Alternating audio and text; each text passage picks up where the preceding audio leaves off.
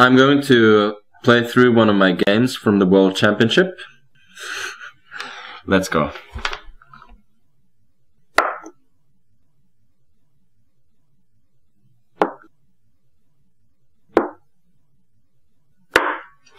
The fun thing about this beginning is that this happened in 4 of the games, so we don't know which game it's going to be yet.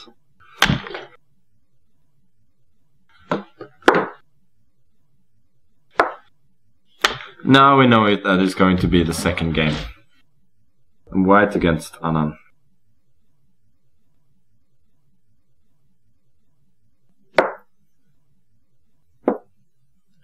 This is... The good thing is that this can be edited out. Haha. So this move has 2 functions. One is that it takes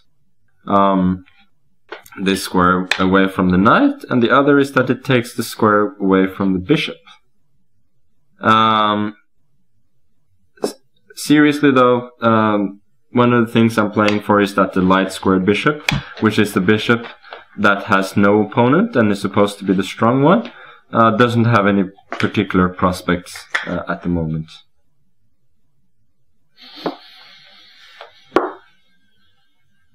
So here on the next moves, there are several alternatives, but the way that he played was relatively logical.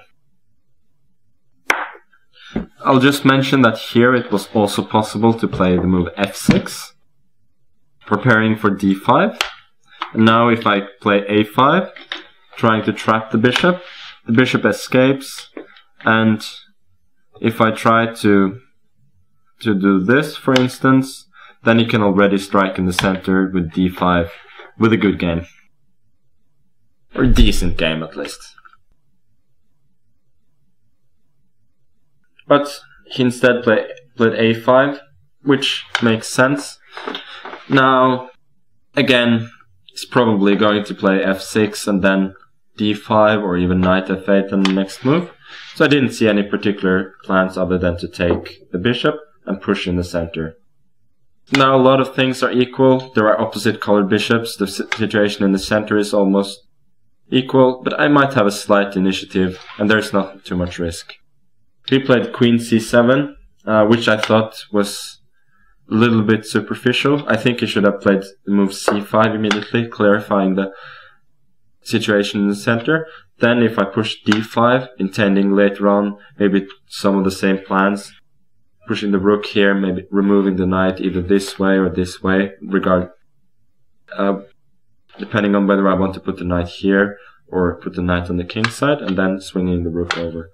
But he could have played the knight here, and then to push f5 on the next move, gaining some counterplay.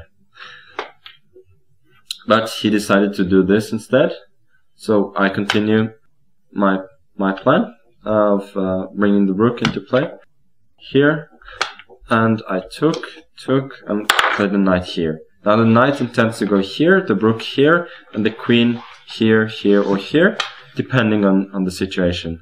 Now I have a slight initiative. So he played move rook to d8, which actually makes a whole lot of sense, because now I'm almost forced to go here, unless I want to go here, which is not a particularly active square, or here to f3, but then the queen will block the rook from swinging to the king side, and that is not desirable. So I went here, but now the pawn's march to h5 is blocked, and I will have to move the queen later on to enable that to happen. So he played the move f6, knight to f5, bishop to e6. Probably he should rather have put his knight in e6, because then g7 is securely defended. Yes, it's hard to drive away the knight on f5, but there are no particular threats against his king. I move the rook here, he moves the king away. It's not easy to attack his king. Instead he played the bishop, play the rook to g3.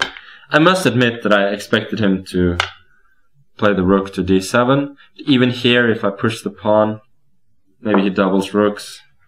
I play the queen to f3. I still have a definite initiative. So instead he put the knight here, which I thought was not particularly logical. But maybe it was not a bad chance, so I pushed the pawn here. Now I have several ideas. One is to play the bishop here, and after the pawn takes, I can take his knight and get an attack, or even take with the queen, and then push the pawn forward afterwards. I can just move the queen, then move the pawn forwards, attacking his knight and exposing the g7 square. So we decided to relieve the situation by exchanging the bishop for the knight.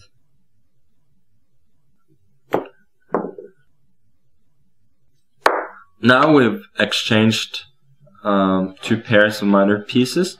Actually here maybe I had another choice, because my main goal is to double the rooks on the e file, but that is not so easy, because this rook square is taken away, the e3 square is taken away, and I have to move the rook many times to double that. So maybe the best move was actually to go all the way over back to the a file, then I go back, move this rook, and there we go, I've doubled the rooks.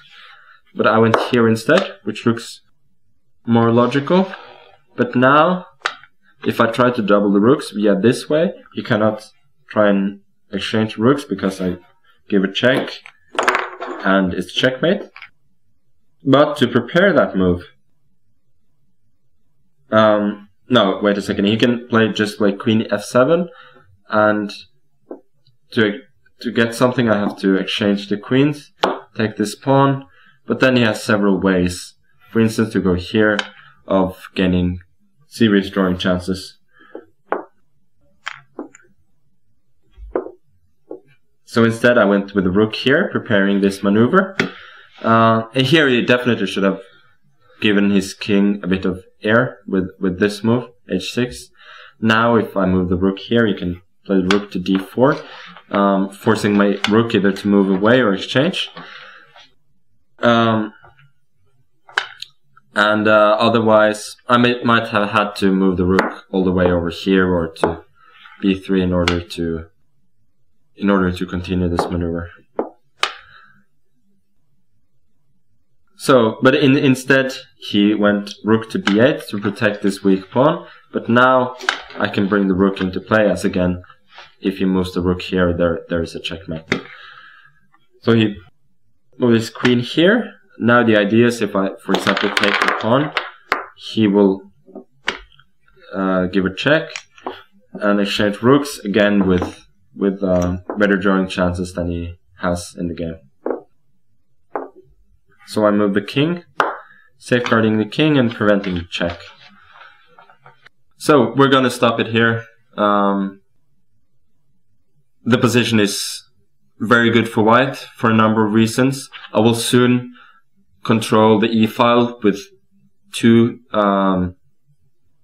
rooks and maybe even a queen. If I go here, my king is safer than his, since his 7th rank is exposed.